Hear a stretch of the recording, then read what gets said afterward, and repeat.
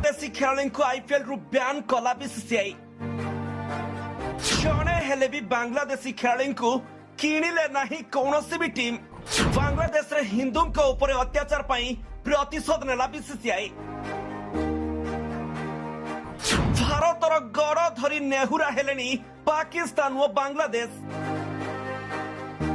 हाँ दर्शक बंधु बांग्लादेश रे हिंदू ऊपर हेउथुवा अत्याचार में बांग्लादेशी खेलाड़ी मानकु महंगा पड़ी आउ जड़े भी बांग्लादेशी खेलाड़ी आईपीएल रे खेली पारिबे नहीं।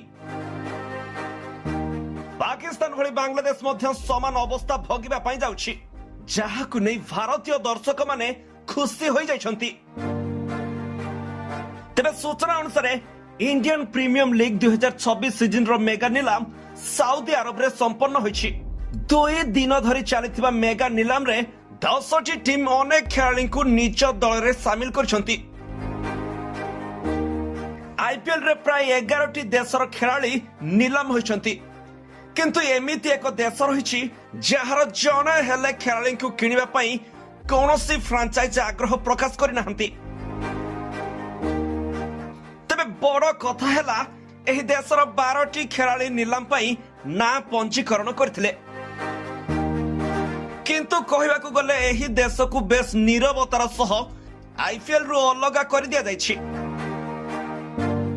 बांग्लादेश रे शासन क्षमता बदलिबा परे हिंदूंका ऊपर अत्याचार थमिबार ना नेउ नाही। निकटरे बांग्लादेश रे हिंदू मानक ऊपर आक्रमण मध्य करा जाउछि। निरीह हिंदू मानक खजी खजी हत्या करा जाउछि जाहाकू नै भारत कड़ा आपत्ति प्रकाश करबा सह एही घटना को घर निंदा करछि। आउ एहारी भितरे बीसीसीआई पाकिस्तान भली बांग्लादेश खेलाड़ी को मध्य बैन करी बड़ प्रतिशोध नेछि। सूचना अनुसार आईपीएल रे प्रथम सीजन 2008 रे खेलिथिले पाकिस्तान खेलाड़ी।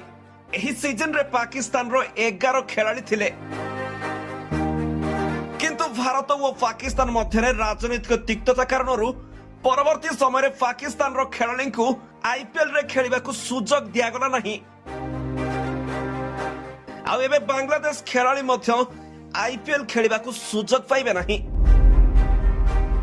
तबे आईपीएल रो मेगा नीलाम रे 12 जन बांग्लादेशी खेलाड़ी को ना लिस्ट रे शामिल थिला किंतु एथिर मुस्ताफिजुर रहमान और सिराज हुसैन को ना डका जाइथिले मध्य कौनसी फ्रांचाइज एही बांग्लादेशी खेलाड़ी को किनी नथिले।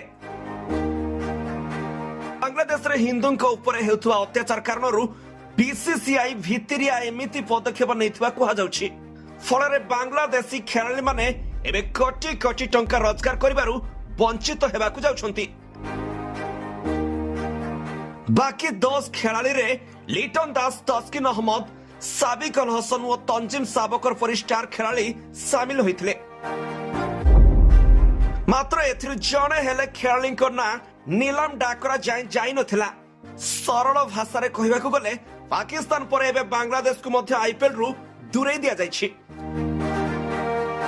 जदि एमिति जारी रहे तेबे भविष्य रे बांग्लादेश रो खेलाड़ी आईपीएल रु सबु दिन पई विदा होई जिवे जाहाकू नै भारतर दर्शक माने खुशी प्रकट करछंती।